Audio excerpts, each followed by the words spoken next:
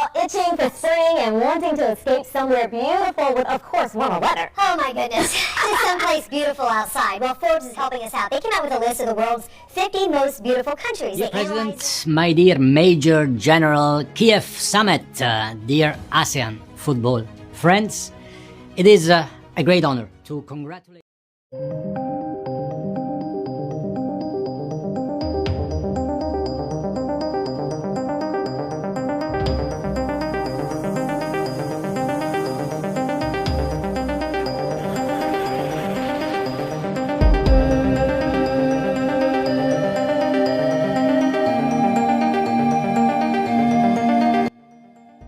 Demi putus rantai mafia bola se-ASEAN, FIFA bubarkan AFF, dunia langsung heboh.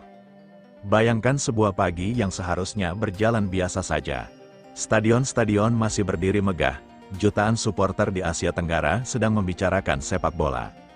Namun tiba-tiba, sebuah kabar mengejutkan muncul di berbagai layar. Satu kalimat yang membuat dunia sepak bola ASEAN seakan berhenti bernapas. FIFA mengambil langkah ekstrim terhadap struktur sepak bola Asia Tenggara. Tidak butuh waktu lama, media sosial langsung meledak. Ada yang percaya, ada yang menolak, ada yang bertanya-tanya. Apa sebenarnya yang sedang terjadi? Dan dalam skenario dramatis ini, muncul satu keputusan paling kontroversial dalam sejarah sepak bola kawasan.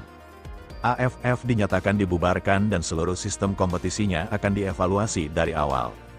Alasannya, bukan karena satu pertandingan, bukan karena satu negara, tetapi karena munculnya dugaan bahwa terlalu banyak kepentingan telah masuk ke dalam sepak bola ASEAN. Namun perlu ditegaskan sejak awal, ini adalah skenario fiksi, bukan pengumuman resmi FIFA. Tidak ada bukti bahwa FIFA benar-benar membubarkan AFF. Tetapi justru karena itulah, mari kita bayangkan jika keputusan sebesar ini benar-benar terjadi. Hari itu, telepon para pejabat sepak bola di seluruh Asia Tenggara berdering tanpa henti. Thailand terkejut, Vietnam bertanya-tanya, Malaysia panik. Singapura meminta penjelasan, Indonesia, supporter langsung memenuhi media sosial dengan satu pertanyaan. Kalau AFF dibubarkan, apa yang sebenarnya terjadi di balik layar? Dalam cerita fiksi ini, FIFA mengumumkan sebuah audit besar-besaran terhadap tata kelola sepak bola kawasan. Semua kompetisi diperiksa, sistem penunjukan perangkat pertandingan diperiksa, pengelolaan kompetisi diperiksa, keuangan diperiksa, bahkan hubungan antara federasi dan pihak-pihak eksternal ikut menjadi perhatian. Dan yang paling membuat publik heboh adalah munculnya istilah zero tolerance terhadap konflik kepentingan. Satu kalimat itu langsung menjadi bahan perdebatan. Karena selama bertahun-tahun, sepak bola ASEAN memang tidak pernah lepas dari kontroversi. Keputusan wasit, drama kartu merah, gol yang dianulir, perdebatan VAR, protes federasi, sampai tuduhan match fixing yang sesekali muncul di media dan media sosial. Tetapi sekali lagi, tuduhan bukanlah bukti, dan seseorang tidak boleh disebut terlibat pengaturan pertandingan hanya karena namanya disebut dalam rumor. Namun dalam skenario ini, FIFA ingin semua tuduhan tersebut diuji secara independen. Bukan berdasarkan rumor, bukan berdasarkan emosi, dan bukan berdasarkan tekanan supporter, melainkan berdasarkan bukti. Kata mafia bola tiba-tiba menjadi trending topik. Jutaan orang menggunakannya, tetapi justru disinilah persoalannya. Apa yang dimaksud dengan mafia bola? Apakah jaringan pengaturan skor? Apakah perjudian ilegal? Apakah konflik kepentingan? Ataukah sekadar istilah yang digunakan supporter ketika tim kesayangannya mengalami keputusan kontroversial? Pertanyaan itu menjadi sangat besar, karena sepak bola bukan sekadar permainan. Di Asia Tenggara, sepak bola adalah identitas, ketika sebuah keputusan dianggap tidak adil. Yang marah bukan hanya 11 pemain, yang marah bisa satu stadion. Bahkan satu negara, dan dalam skenario ini, FIFA menyadari satu hal. Jika kepercayaan publik hilang, maka sepak bola akan kehilangan fondasinya. Di Indonesia, reaksi berlangsung luar biasa, supporter memenuhi media sosial. Ada yang mengatakan, kalau memang ada masalah, bongkar semuanya. Yang lain berkata, jangan hukum sepak bola hanya karena rumor. Sementara sebagian lainnya justru meminta satu hal. Transparansi, tidak peduli siapa yang salah, tidak peduli federasi mana yang terlibat. Tidak peduli negara mana yang terkena dampaknya, jika ada pelanggaran. maka harus diperiksa. Jika tidak ada bukti, maka nama baik harus dipulihkan. Karena membersihkan sepak bola bukan berarti menghukum orang secara sembarangan. Membersihkan sepak bola berarti memastikan pertandingan benar-benar ditentukan oleh pemain di lapangan, bukan oleh kepentingan di luar lapangan. Dalam cerita fiksi ini, keputusan pembubaran AFF membuat kalender sepak bola kawasan kacau. Pertandingan yang sudah direncanakan harus dievaluasi. Format kompetisi dipertanyakan, Federasi Nasional meminta kepastian. Klub-klub mulai khawatir, pemain bertanya, bagaimana masa depan kompetisi ASEAN?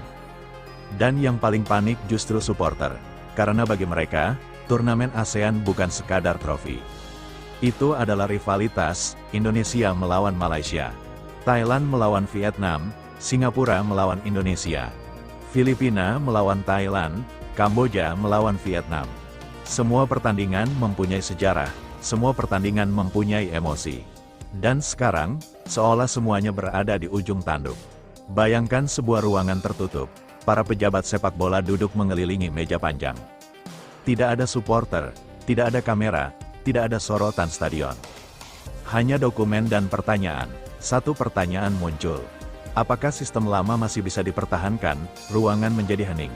Kemudian muncul pertanyaan kedua, jika kepercayaan publik sudah hilang, bagaimana cara mengembalikannya? Tidak ada jawaban mudah, karena membangun kompetisi membutuhkan waktu bertahun-tahun. Tetapi menghancurkan kepercayaan, bisa terjadi hanya dalam satu malam. Inilah bagian yang paling penting. Dalam skenario ini, FIFA tidak sedang menghukum satu negara. Bukan Indonesia, bukan Malaysia, bukan Vietnam, bukan Thailand, masalahnya dianggap lebih besar. Jika sebuah sistem ingin diperbaiki, maka semua pihak harus bersedia diperiksa. Tidak boleh ada federasi yang merasa kebal, tidak boleh ada klub yang merasa terlalu besar. Tidak boleh ada pemain yang dijadikan kambing hitam tanpa bukti. Dan tidak boleh ada wasit yang langsung disebut bagian dari mafia hanya karena melakukan kesalahan. Karena wasit juga manusia, kesalahan keputusan bisa terjadi. Tetapi jika memang ditemukan bukti adanya manipulasi, maka proses hukum dan disiplin harus berjalan. Itulah perbedaan antara kontroversi dan kejahatan olahraga. Berita fiksi tersebut kemudian menyebar keluar ASEAN. Media internasional mulai membahasnya. Apakah Asia Tenggara sedang memasuki era baru? Apakah sistem kompetisi regional akan berubah? Apakah turnamen ASEAN akan kembali dengan format baru? Pertanyaan demi pertanyaan muncul, dan semakin banyak pertanyaan, semakin besar tekanan kepada para pengelola sepak bola. Namun ada satu hal yang tidak bisa dihapus, sepak bola ASEAN tetap membutuhkan wadah regional. Karena tanpa kerjasama, persaingan antar negara justru bisa semakin kacau. Maka dalam skenario ini, pembubaran AFF bukan akhir, melainkan titik nol. Sebuah sistem baru mulai dibicarakan. Nama baru, struktur baru, aturan transparansi baru, audit independen, sistem penunjukan wasit yang lebih transparan, pengawasan integritas pertandingan, dan perlindungan terhadap pelapor pelanggaran. Tujuannya hanya satu, mengembalikan kepercayaan. Beberapa bulan kemudian, bayangkan stadion kembali penuh. Puluhan ribu supporter masuk, bendera dikibarkan. Nyanyian terdengar dari tribun, pemain keluar dari lorong. Dan untuk pertama kalinya setelah badai panjang, semua orang kembali memikirkan sepak bola. Bukan politik, bukan rumor, bukan tuduhan, bukan konflik. Hanya pertandingan, wasit meniup peluit, bola bergulir. Pemain berlari, gol tercipta, dan ketika peluit panjang berbunyi,